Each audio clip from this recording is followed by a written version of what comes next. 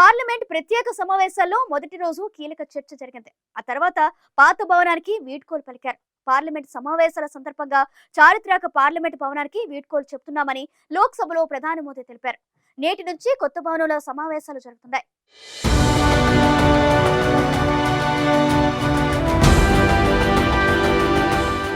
ప్రజాస్వామ్యానికి పాత పార్లమెంట్ చిహ్నమని 75 ఏళ్ల ప్రయాణంలో ఎన్నో ప్రజాస్వామిక నిర్ణయాలు తీసుకున్నామని ప్రధాని మోదీ పేర్కొన్నారు.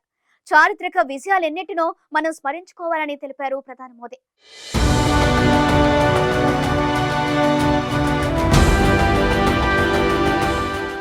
ప్రజాస్వామ్యానికి పాత పార్లమెంటు చిహ్నమని 75 ఏళ్ల ప్రయాణంలో ఎన్నో ప్రజాస్వామిక నిర్ణయాలు తీసుకున్నామని ప్రధాని మోదీ పేర్కొన్నారు. చారిత్రక విజయాలెన్నింటినో మనం స్మరించుకోవాలని తెలిపారు. మనం కొత్త భవనంలోకి వెళ్తున్నప్పటికీ పాత భవనం రానున్న తరాలకు స్ఫూర్తిదాయకంగా నిలుస్తుందన్నారు. పార్లమెంటు సమావేశాల సందర్భంగా చారిత్రక పార్లమెంటు భవనానికి వీడ్కోలు చెబుతున్నామని లోక్సభలో ప్రధాని మోదీ తెలిపారు. ఈ భవనాన్ని వదిలిపెట్టడం అంత తేలికైన విషయం కాదన్నారు. కుటుంబం తన ఇంటిని వదిలి వెళ్లేటప్పుడు ఎన్నో అనుభూతులు వెంటాడుతాయని చెప్పారు. అలాగే ఈ పార్లమెంటు భవనాన్ని వదిలి వెళ్తున్నప్పుడు కూడా ఎన్నో స్మృతులు గుర్తుకు వస్తాయని చెప్పారు.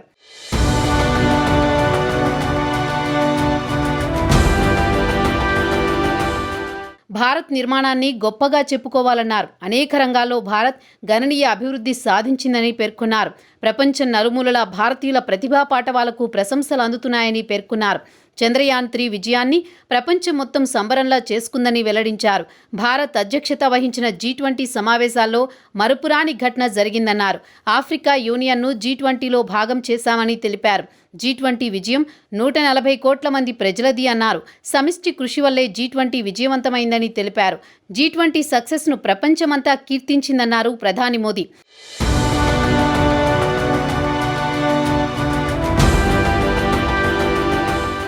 అమృత్ కాల్ సమయంలో పార్లమెంటు ప్రత్యేక సమావేశాలంటూ కేంద్రం ప్రకటించినప్పటి నుంచి ఆ సమావేశాలపై చర్చ జరుగుతూ ఉంది.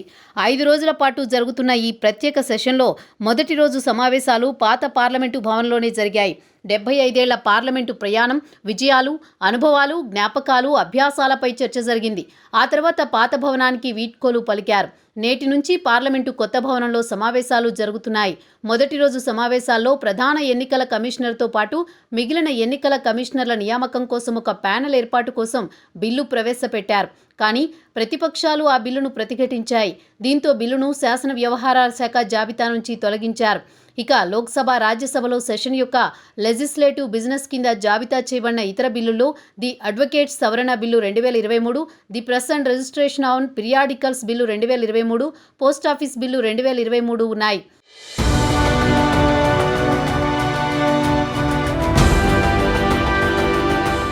ప్రత్యేక సమావేశాల తొలి రోజు పార్లమెంటు భవనంలో చివరి ప్రసంగం చేశారు ప్రధాని మోదీ. పాత భవనానికి వీడ్కోలు పలుకుతూ ఉద్వేగభరితంగా మాట్లాడారు. ఈ భవనం గొప్ప చరిత్రను ప్రసంగంలో ప్రస్తావించారు. భారతదేశానికి స్వాతంత్ర్యం రాకముందు ఈ భవనం ఇంపీరియల్ లెజిస్లేటివ్ కౌన్సిల్, స్వాతంత్ర్యం తర్వాత ఇది సంసద్ భవన్, భారత్ పార్లమెంటుగా మారింది. ఈ భవనాన్ని నిర్మించాలని బ్రిటిష్ పాలకులు నిర్ణయం తీసుకున్నది వాస్తవమే అయినా దీన్ని నిర్మించడానికి పడిన శ్రమ, డబ్బు భారతదేశవాసులదేనని మనం ఎప్పటికీ మర్చిపోకూడదని అన్నారు. ఆ నిజాన్ని గర్వంగా చెప్పుకోవాలన్నారు ప్రధాని. నేటి నుంచి కొత్త పార్లమెంటు భవనంలో సమావేశాలు జరగనున్న తరుణంలో పాత పార్లమెంటు భవనాన్ని ఏం చేస్తారనే చర్చ మొదలైంది. ఈ భవనాన్ని కూల్చేస్తారా అంటూ చాలా మంది ప్రశ్నిస్తున్నారు. కొంతమంది పాత పార్లమెంటు భవనం విశిష్టత గురించి చర్చించుకుంటున్నారు.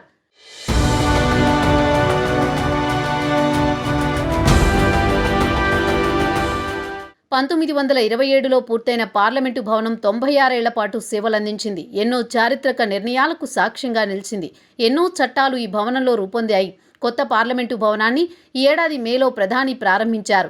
ఈ భారీ భవనం లోక్సభ ఛాంబర్లో 888 మంది సభ్యులు, రాజ్యసభ ఛాంబర్లో 300 మంది సభ్యులు సౌకర్యవంతంగా కూర్చోవచ్చు. ఉభయ సభల ఉమ్మడి సమావేశానికి 1280 మంది ఎంపీలు లోక్సభ ఛాంబర్లో వసతి కల్పించారు. త్రిభుజాకారంలో 4 అంతస్తుల భవనం 64,500 చదరపు మీటర్ల విస్తీర్ణంలో నిర్మించబడింది. దీనికి 3 ప్రధాన ద్వారాలు ఉన్నాయి. అవి జ్ఞాన్ ద్వార్, శక్తి ద్వార్, కర్మద్వార్. వీఐపీలు, ఎంపీలు, సందర్శకులకు ప్రత్యేక ప్రవేశాల ద్వారాలు ఉన్నాయి.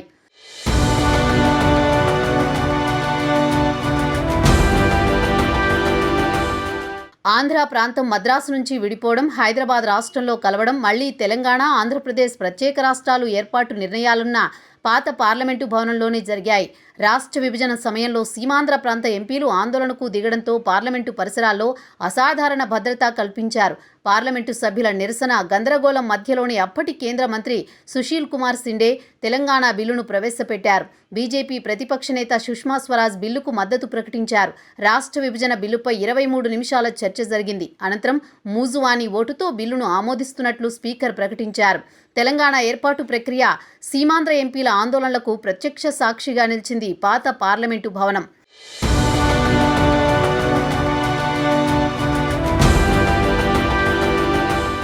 ప్రత్యేక పార్లమెంటు సమావేశాలు మంగళవారం నుంచి నూతన పార్లమెంటు భవనంలో కొనసాగుతున్నాయి.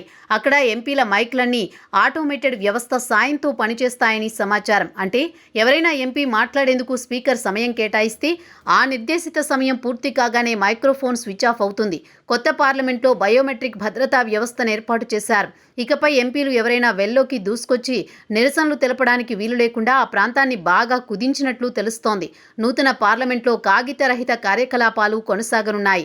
అందుకోసం ప్రతి ఎంపీకి ఓ ట్యాబ్ను అందజేస్తారు. సభ నిర్వహణ విషయాలు మొత్తం అందులో నుంచే తెలుసుకోవచ్చు. జర్నలిస్టులకు సైతం కఠిన ప్రవేశ నిబంధనలు అమలు చేయనున్నారు. కొత్త పార్లమెంటుకు 6 ద్వారాలున్నాయి. వాటికి గజ, గరుడ, డేగా వంటి పేర్లు పెట్టారు. ప్రభుత్వం తమకు మైక్ ఇవ్వట్లేదని ఇటీవల ప్రతిపక్ష సభ్యులు తరచూ ఆరోపణలు చేస్తున్నారు. ఈ నేపథ్యంలో ఆటోమేటెడ్ వ్యవస్థను ప్రవేశపెట్టడం ప్రాధాన్యత సంతరించుకుంది.